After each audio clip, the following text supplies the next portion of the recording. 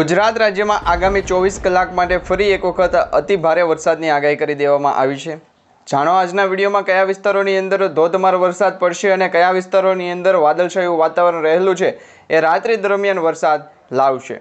કારણ કે અત્યારે દિવસ દરમિયાન ગરમીનું તાપમાન છે ખૂબ જ ઊંચું હતું અને ગરમીના બફારા વચ્ચે ફરી એક વખત અંબાલાલ પટેલ અને પરેશભાઈ ગોસ્વામી દ્વારા નવી આગાહીઓ કરી દેવામાં આવી છે અને હવામાન વિભાગ દ્વારા પણ આગાહી કરવામાં આવી છે, જેના અનુસંધાને હવે જે બંગાળની ખાડીમાં લો પ્રેશર સિસ્ટમ હતું એની અસર હવે દર્શાવવામાં આવતી નથી અને આ બંગાળની ખાડીનું લો પ્રેશર સિસ્ટમ છે એ હવે અસર કરશે નહીં। એ સાથે અરબી સમુદ્રમાં ફરી એક વખત છે વાતાવરણીય સિસ્ટમની અંદર પલટવાર આવતો જોવા મળી રહ્યો છે। અત્યારે મિત્રો પવનો છે સતત ગુજરાત રાજ્ય તરફ આગળ વધતા દર્શાવવામાં આવી રહ્યા છે અને નૈઋત્યનું જે ચોમાસું છે એ ચોમાસાના ભાગરૂપે ગુજરાત રાજ્યના દક્ષિણી ભાગથી લઈ અને પૂર્વ ઉત્તરના જે ભાગો છે એ વિસ્તારોની અંદર વરસાદ છે જોવા મળી રહ્યો છે। અત્યારે મિત્રો તમારા વિસ્તારોની અંદર વરસાદ પડી રહ્યો છે કે નહીં એ નીચે કમેન્ટ બોક્સમાં ખાસ કરીને જણાવી દેજો અને ખાસ અત્યારે આપણે એ પણ માહિતી જાણી લઈશું કે ગુજરાત રાજ્યના દક્ષિણી ભાગથી લઈ અને સૌરાષ્ટ્રના વિસ્તારો વચ્ચે જે વાદળછાયું વાતાવરણ જોવા મળી રહ્યું છે એમાં અત્યારે મધ્ય પૂર્વના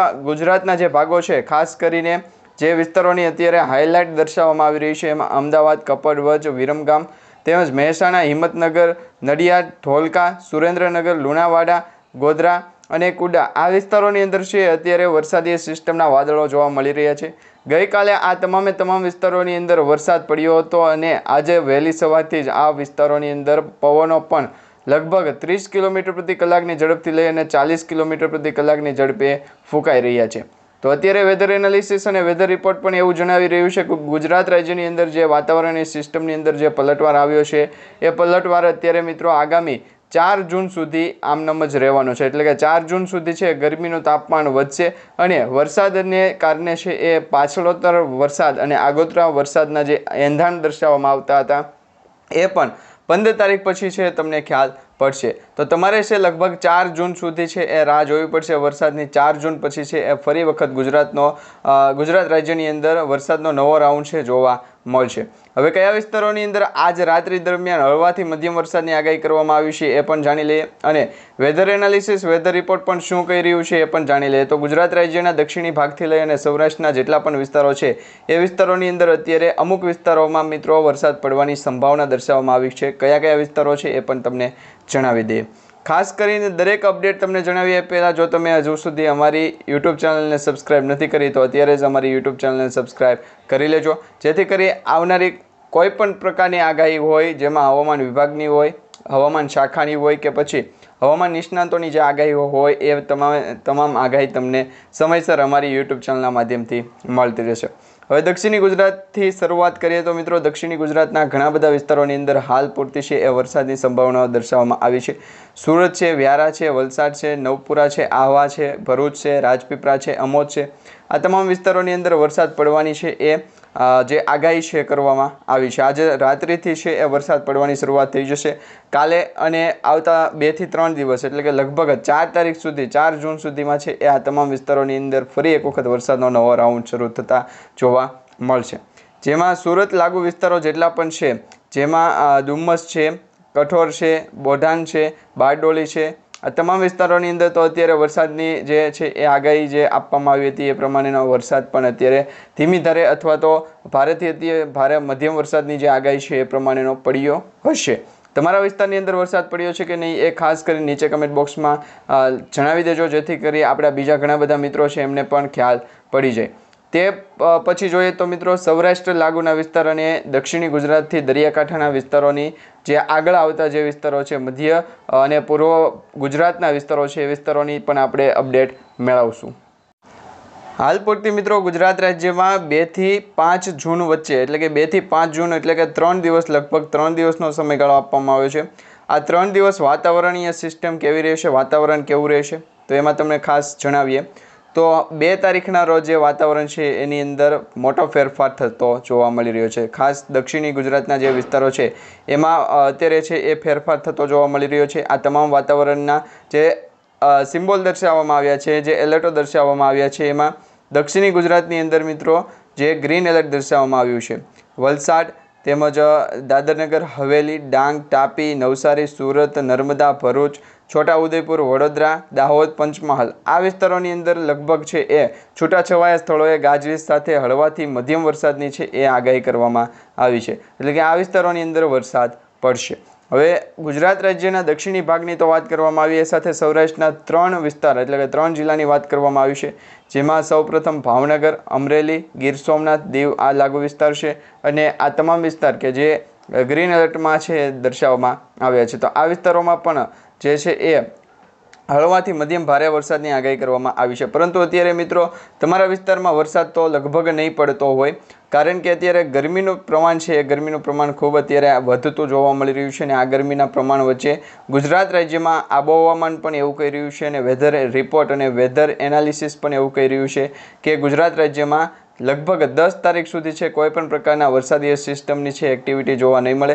પરંતુ 10 તારીખ પછી જો વરસાદીય સિસ્ટમની એક્ટિવિટી જોવા મળશે તો 15 જૂન સુધીમાં છે ગુજરાત રાજ્યમાં ચોમાસું છે એ બેસી જશે. અત્યારે ચોમાસાના વરસાદના પણ છે એ એંધાણ દર્શાવવામાં આવતા નથી, પરંતુ આ એંધાણ એવા દર્શાવવામાં આવી રહ્યા છે કે વેધર એનાલિસિસ અને વેધર રિપોર્ટ પણ ખાસ જણાવી રહ્યું છે ગુજરાત રાજ્યમાં જે અત્યારે વરસાદ પડી રહ્યો છે અથવા તો આવનારા સમયની અંદર પડવાનો છે એ મિત્રો અરબી સમુદ્રમાંથી આવતા જે ભારે પવનો છે એની ગતિ છે અને વાદળછાયું જે વાતાવરણનો ઘેરાવો અત્યારે લગભગ રોહિણી નક્ષત્રમાં વરસાદ તો ખેંચાતો જ હોય છે.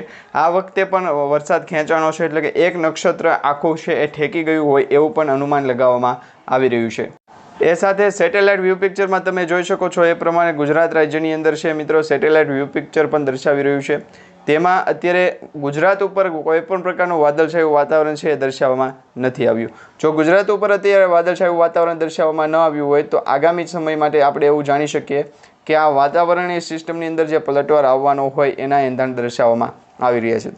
બાકી જોવા જઈએ તો ભારત દેશની અંદર સમગ્ર પશ્ચિમી ભાગ છે એ પશ્ચિમી ભાગ અને જે ગુજરાત રાજ્ય સિવાયના બીજા અન્ય રાજ્યો છે જેમાં મધ્યપ્રદેશ, મહારાષ્ટ્ર, રાજસ્થાન તેમજ દિલ્હી એનસીઆરમાં તો મિત્રો છેલ્લા 2 દિવસથી વરસાદ છે એ ધોધમાર પડી રહ્યો છે. અને એ વરસાદ પડવાનું પણ પાછળનું કારણ જે બંગાળની ખાડીમાં લો પ્રેશર સિસ્ટમ સક્રિય થયું હતું અને એના ભાગરૂપે વેલમાર્કની અંદર ટ્રાન્સફર થવાનું હતું, પરંતુ એ ટ્રાન્સફર નથી થયું.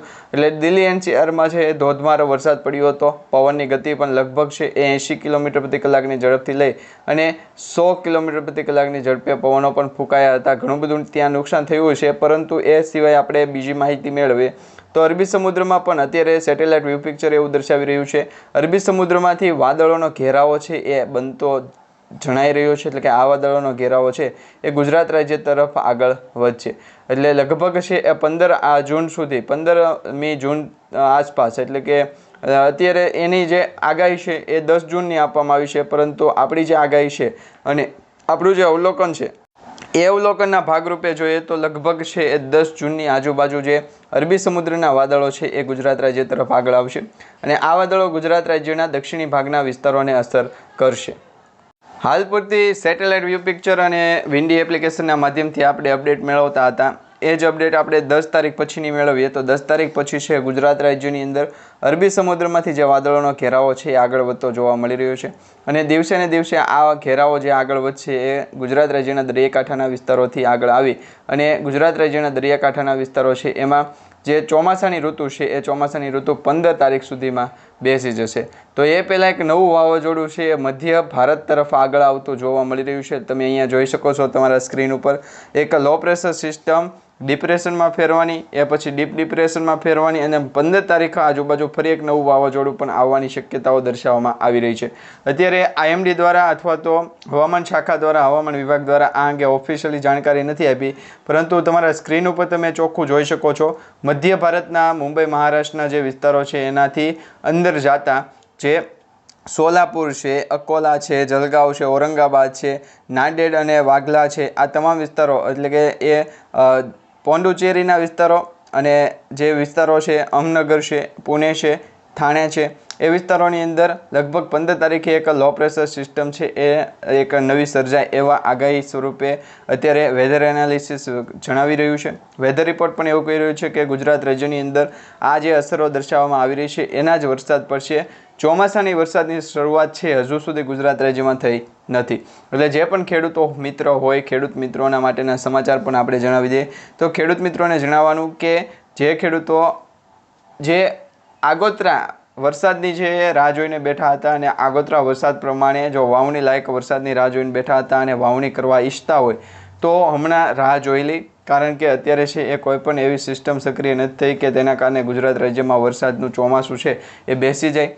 અત્યારે જે વરસાદ પડી રહ્યો છે મિત્રો સૂકા ભેજના કારણે અથવા વાદળછાયા વાતાવરણના કારણે, અને હમણાં થોડા દિવસો પહેલાં એક સિસ્ટમ જે સક્રિય થઈ હતી અને મુંબઈ મહારાષ્ટ્ર તરફ અસર કરી અને વાવાઝોડા સ્વરૂપે પ્રવર્તમાન થઈ હતી, એ અસરોના ભાગરૂપે જ અત્યારે આબોહવામાન પણ એવું દર્શાવી રહ્યું છે કે એ વરસાદ અત્યારનો એ રીતનો પડી રહ્યો છે.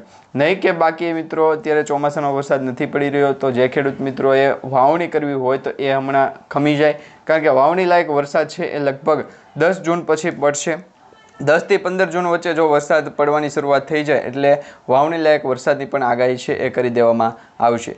અત્યારે મિત્રો જેટલી પણ આગાહીઓ અને અપડેટ્સ સમાચાર માહિતી સ્વરૂપે જે અમને મળ્યા હતા એ અમે તમને આપીએ છીએ, એટલે કે તમને એ પ્રમાણેના જે વિડીયોના મારફતે છે એ માહિતી પ્રોવાઈડ કરીએ છીએ. જો મિત્રો આ માહિતી અથવા તો આ આગાહીમાં તમને કોઈપણ પ્રકારની જે બીજી સમજ જોઈતી હોય તો અથવા તો બીજી અનુકૂળ માહિતી જોઈતી હોય તો નીચે કમેન્ટ બોક્સમાં જણાવી દેજો, અને આવનારા સમય સુધી ફરી એક વખત આપણે નવા વિડીયોના માહિતી સ્વરૂપે છે એ સમાચારમાં જાણી ફરીથી મળીએ. ત્યાં સુધી અમે જે રજા લઈએ છીએ, અને તમે અમારી આ યુટ્યુબ ચેનલ પર નવા છો તો ચેનલને ફરી એક વખત સબસ્ક્રાઈબ નથી કરી તો સબસ્ક્રાઈબ કરી લેજો.